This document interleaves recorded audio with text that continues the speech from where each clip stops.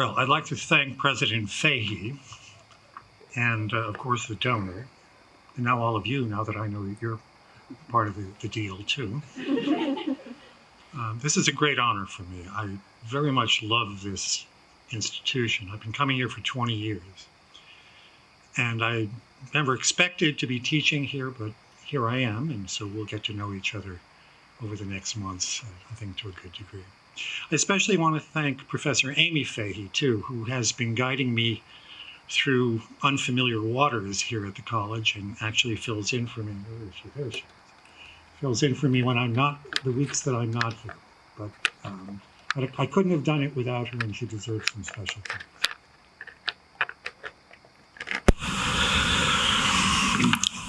It's good to be able to come together this evening in Convocation. In fact, it's good to be able to come together just now in person for anything at all, as you well know. The recent obstacles we faced in doing this usually ordinary thing, coming together face to face, I think, however, highlights just how natural and necessary it is for us to be present to one another. Present in many times and places in many different ways. We all also need a good deal of solitude. And I would recommend to people of your age, digital solitude is a good thing as well. We need that solitude both now and when things are more normal. But there are also many important things that we can only do or do well, and teaching and learning are prominently among them, when we're present together face to face as we are this evening in a true community. So this is a very special occasion for many reasons. Still, I know the place of a convocation speaker, and I'm not going to keep you too long. I'm told that when Anglicans used to go to confession, they were told to be brief, be blunt, and be gone. And I'm going to follow that advice tonight. A convocation, as President Fahey, who's a trained classicist, reminded me when he invited me to speak to you this evening, means a calling together. People come together, they get called together for various reasons. But we are here at a convocation because Thomas More, as I've come to know it, is not merely a place to pursue a college degree. It's a place for each of us, you, faculty, staff, myself, to recognize that we are here not only in a convocation, but we are here for a vocation. A vocation is not only a call to a so-called religious life as a priest or a brother or a sister. For most of us, in fact, it is not, though we should all deeply consider whether we're called to that special kind of calling. Because we desperately need, of course, knowledgeable, well-formed, dedicated religious people in the church, to be sure. But I can tell you, as somebody who's lived in Washington now for 30 years, I am from, but not of, Washington, I might put it this way. We need well-trained people also for the sake of the world, maybe even more desperately for the sake of the world, because the world is usually a place that is lost and wandering, and currently it's in deep chaos. And it's in deep chaos for lack of true knowledge and of true wisdom. Now, the great C.S. Lewis, just as World War II was starting in 1939, gave a sermon at the Church of St. Mary the Virgin in Oxford, which is where John Henry Newman, after whom this chair has been named, was once also vicar and gave many of the sermons for which he's remembered today. And I encourage you to read those sermons. I read them and reread them all the time, and they illuminate me like almost nothing else.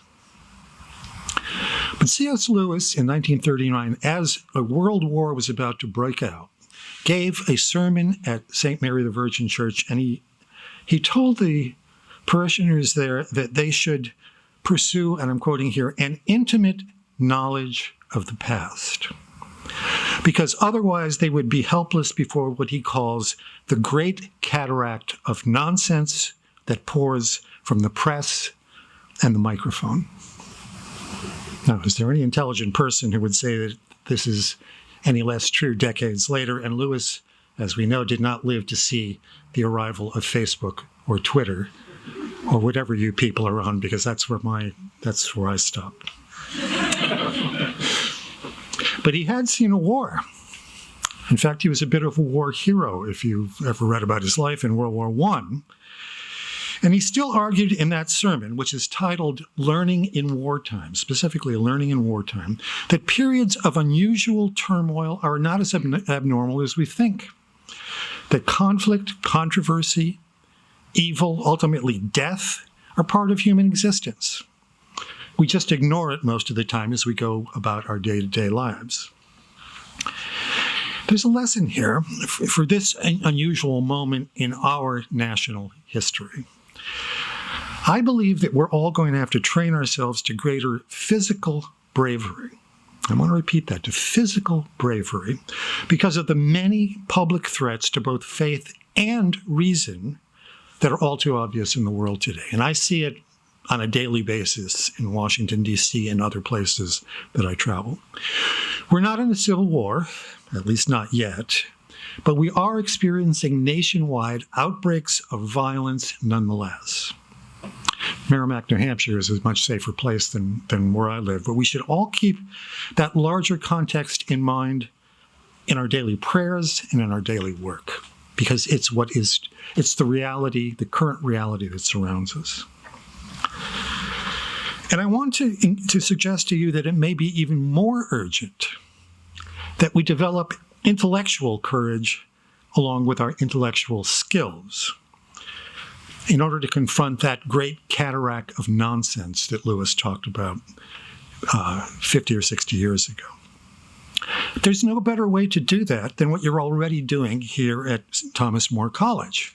You're studying the great books and the figures of the past, who, it's important to remember, survived all sorts of turmoil in their own ages, and much else since they actually have written, because what they have to say is significant, and is significant in what it has to say to every age that has occurred since. Don't think of this as a mere luxury, like a private luxury, while so much of what seems to be important out there is going on in public. Here's an example from one of the great books.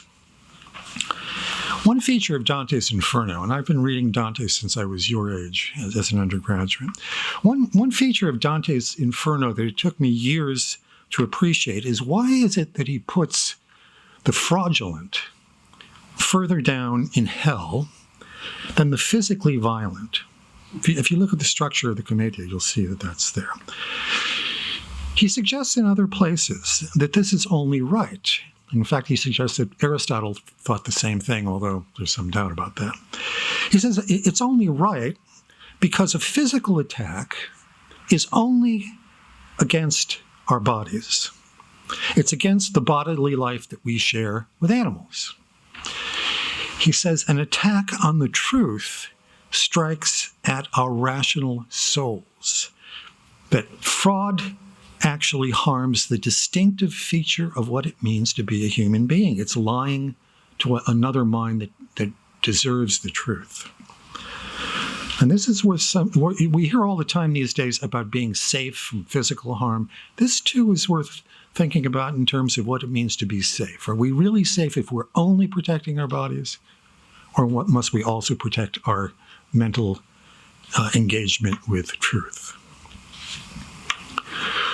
Truth is not something that's only out there. Truth, of course, does exist out in the world. But truth is what human beings are alive because of and what they should be able to live by. Truth is an appropriation of what my late friend, Father James Schall, called, borrowing from Plato, knowing what is. I mean, to know what is a real liberation. This is why we talk about liberal studies, that to be a liber, to be a free human being, we must be in contact with reality. To be ignorant, to be attached to fantasies, to worship idols. These are all ways not to be free. The only way to be free is to be in touch with what is and what is the truth, which is to say, ultimately, God himself. We'll all be seeking truth in various ways this upcoming year, and Deo Volente, finding it little by little. And then starting what I want to encourage you to think of is a lifelong process of living the truth that we learn. Learning and living both are a part of what it means to get a liberal arts education, the education, as I said, that makes us free. I've already mentioned to the students in my course, we've met twice already, that about your age, I came upon a rather eccentric figure, Ezra Pound. We're reading T.S. Eliot's The Wasteland, and Pound was sort of the midwife. Eliot had written a much longer poem, and Pound cut a whole bunch of it out and gave us The Wasteland that we have right now. But I read something different by Pound. It's his translation, of all people, of Confucius. And I read a passage that I've never forgotten since I was 20 years old, and I want to read that passage from Confucius's Analects to you. Can we read great books of the Eastern world as well as the Western world at Thomas More College? Here's how Pound translated this passage, and it's pretty accurate as I looked at other translations as well. This is Confucius speaking. He said, "At 15, I wanted to learn. At 30, I had a foundation. At 40, a certitude. At 50, knew the orders of heaven. At 60, was ready to listen to them. At 70, I could follow my own heart's desire without overstepping the T-square." Now, thanks to God's revelation in the Hebrew Scriptures and in the New Testament, and above all in the incarnation of our Lord, we have considerable privileges and advantages over even the wisest of pagans. But I want you to notice how in that progression from 15 to 70, how even a wise pagan like Confucius realizes that he's seeking the orders of heaven. And it takes until he's 70 to be able to actually follow them. Sharp reminder of how much of a lifelong commitment a liberal education requires of us. Now, I wanted to say, don't let this discourage you. What doesn't mean is that it takes forever. It takes a while to do it, but it doesn't take forever. And actually, what it does is it takes us toward heaven, toward eternal life, toward the most important thing of all. Thomas Aquinas, toward the beginning of the Contra Gentiles, if I remember this right, asks an odd question. He says, did God reveal some things that we could know by ourselves? Yes, he said, these things are hard. Revelation gives us some answers that we wouldn't get otherwise. And then he asks an even stranger question, and he says, is divine doctrine useful? And he says, well, of course, it's not only utile, it's utilius, it's more useful, because it takes us beyond this life to the most important thing of all, which is where we're going to live our lives in eternity. And so the liberals' learning that we have is not the same as faith. Faith and reason are distinct but not separate. But it's one of the important channels that opens up our lives to the greatest things of all, as long as we don't make an idol out of our own learning. Now, I want to emphasize this a bit, because much of the literature of spirituality warns about knowledge making us puffed up. In other words, proud of ourselves for knowing things. And pride, however smart you may be, pride vitiates the very good learning that you might otherwise be doing. This is only too common phenomenon, even among people like yourselves who are studying the very greatest things that have been thought and said. As the first St. John Henry Newman visiting chair at this college, I feel obliged to quote a warning by that great saint that I've never forgotten since I've read either. And it's confusing. It confuses even a lot of people who are doing the most rigorous and far-ranging use of reason. And he says about that use of human reason, and he's not, of course, opposed to it, he's encouraging it. He says this: "Quarry the granite rocks with razors, or moor the vessel with a thread of silk. Then may you hope with such keen and delicate instruments as human knowledge and human reason to contend against those giants, the passion and the pride of man." Now that's from the Idea of a University, a book that all of you should read before you leave here and reread. And it's a book in which the saint is trying to define what a liberal arts education is and what it is not.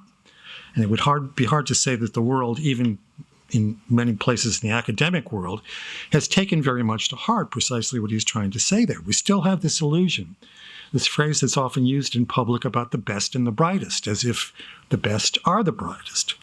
And that, despite the fact, and where I live, I can tell you this happens every day, the fact that some of the very best are some of the very worst. They do some of the worst things that human beings perpetrate. Now, I also want to say to you personally as students, there's a more humble and practical side to this matter of not getting puffed up with knowledge. And to put this in personal terms, I've been in Washington for 3 decades. As President Fahey said, at first at the Ethics and Public Policy Center as vice president, and then since 1999 at Faith and Reason Institute, which I founded because I knew that there was not a surfeit of either faith or reason in Washington, D.C., and I thought they were both growth industries and I'd never go out of business, and it's proven to be the case.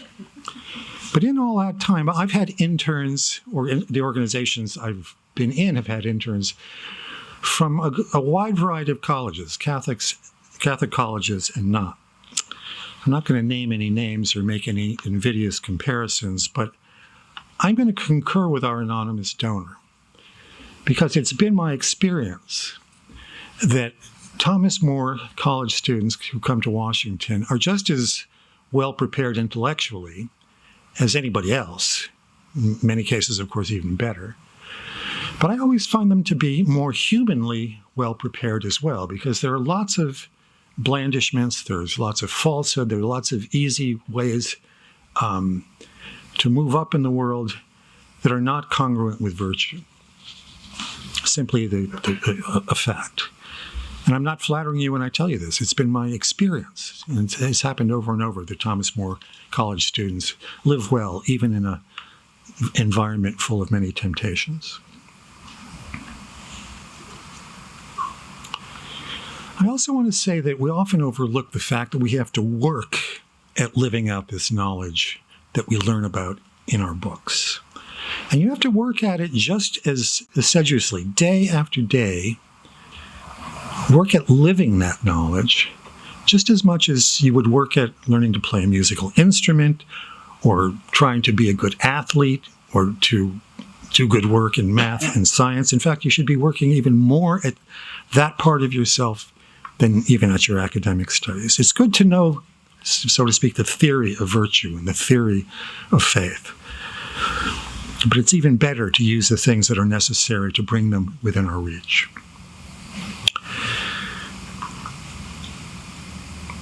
Cardinal Newman actually talks about, in one of his sermons, the danger of accomplishments. And of course, he doesn't mean we shouldn't try to accomplish things, but he wants to warn us that there's a way that we can make even our own accomplishments a kind of idol. And we can falsely convince ourselves that because we've studied something, we actually can live what we studied. Still, what God has assigned to human reason must do. And we, all of you, your faculty, your board, myself, we're all extremely blessed because we are heirs to the richest cultural tradition in the world. What I call the Catholic thing.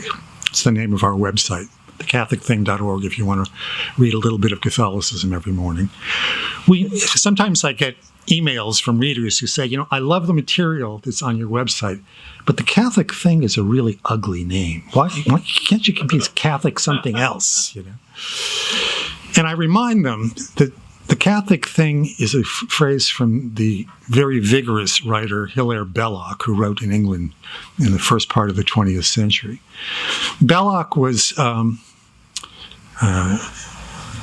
one of a kind, let's put it that way. He was quite a vigorous man, and he talked often about how his mind was skeptical, and it was only because the church kept him in line that he stayed a Catholic and he stayed a good human being. And he says about the church, it's a thing, not a theory. God made it, and it made me. A thing, not a theory, it. It's an odd way to think about the church. We think of the church as a woman, but that way of affirming the concrete existence of what the church brings, I think, is true to the history of what we are. If you are if you inherit this tradition, you inherit not only the last 2,000 years of Christian history, but because of our connection to Jewish history, we go back another 1,000 or 2 years, even back into the histories of ancient Egypt and the Middle East. In the early days of the church absorbed, confronted, and it redirected what was then the most sophisticated society in existence, Greco-Roman society, the Roman Empire. When that culture fell, Catholicism preserved what it could, and it rebuilt the rest over the centuries, incorporating new influences from Northern Europe, and then during the Age of Exploration from all over the globe. In short, the Catholic thing, the thing that you are going to be studying here, has survived wars and revolutions, changes in culture, the collapse of entire civilizations. Despite its all too human imperfections, there's simply nothing like it. Be inspired by that.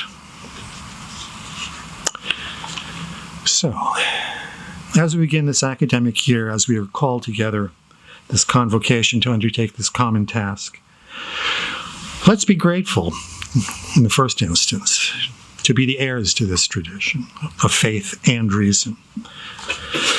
Let's be mindful of what a great privilege it is to have these days to live and work in the presence of such great and often holy human beings in this tranquil setting of Thomas More College. Pope Benedict XVI, as some of you probably know, was fond of saying that it has always been creative minorities that make history. So don't be put off by the fact that this is not a Big Ten school. There's no Class 1 football team here, etc. You may get to that at some point in graduate school. But Benedict said that it's creative minorities that move history.